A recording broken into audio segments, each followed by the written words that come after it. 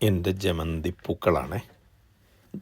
ഇത് പച്ചയാണ്. ഇത് കിളിപ്പച്ച എന്ന് പറയുമോ അതോ ഇലപ്പച്ച എന്ന് പറയുമോ എന്ന് എനിക്കറിയില്ല. ഈ പച്ച കളറുള്ള രണ്ടെണ്ണം എൻ്റെ കയ്യിലുള്ളൂ. അപ്പോൾ അതിന് രണ്ടിനെയും ഞാൻ ചെടിച്ചട്ടിയിൽ തന്നെ പ്രിസർവ് ചെയ്തിരിക്കുക.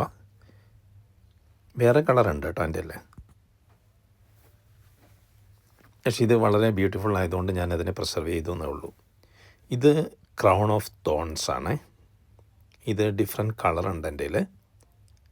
ഇത് ഞാനൊന്ന് റീപ്ലാന്റ് ചെയ്തിട്ട് ഒരു 2-3 ദിവസമേ ആയുള്ളൂ. അതിൻ്റെ ഒരു ക്ഷീണമുണ്ട് പുള്ളിക്ക്. ഇതിൻ്റെ പ്രത്യേകത എന്താ വെച്ചാൽ ഇതിൻ്റെ, നിങ്ങൾക്ക് എല്ലാവർക്കും അറിയാമായിരിക്കും എങ്കിലും പറയുവാണ്, ഇതിൻ്റെ കാണ്ഡം അല്ലെങ്കിൽ ഇതിൻ്റെ ചെടിയുടെ തണ്ട് കണ്ടോ, അതിൽ മുഴുവൻ മുള്ളാണ്. ഈ മുള്ളുകൾക്ക് ശേഷമാണ് അതിമനോഹരമായ പൂക്കൾ. ഇത് റോസയുടെ മുള്ളു പോലെയല്ല, വളരെ ഷാർപ്പായിട്ടുള്ള മുള്ളാണ്, നിറയെ മുള്ളാണ്. ഇത് കാക്ടസ് വിഭാഗത്തിൽപ്പെടും. അതായത് കള്ളിമുള്ള് ചെടികൾ ഉണ്ടല്ലോ. അധികം വെള്ളം വേണ്ട, വെള്ളം അധികം വേണ്ടെന്നല്ല, വെള്ളം വളരെ കുറവ് മതി.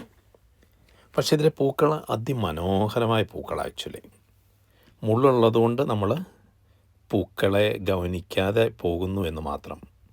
പക്ഷെ എനിക്ക് വളരെ ഇഷ്ടപ്പെട്ടൊരു പൂ വിഭാഗമാണിതിൻ്റെ, കാക്ടസിൻ്റെ.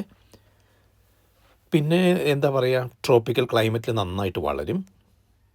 അധികം വെള്ളം ഒഴിക്കാത്തതുകൊണ്ട് തന്നെ നമുക്ക് ഈസിയായിട്ടും മാനേജ് ചെയ്യാനും മെയിൻറ്റെയിൻ ചെയ്യാനും പറ്റും.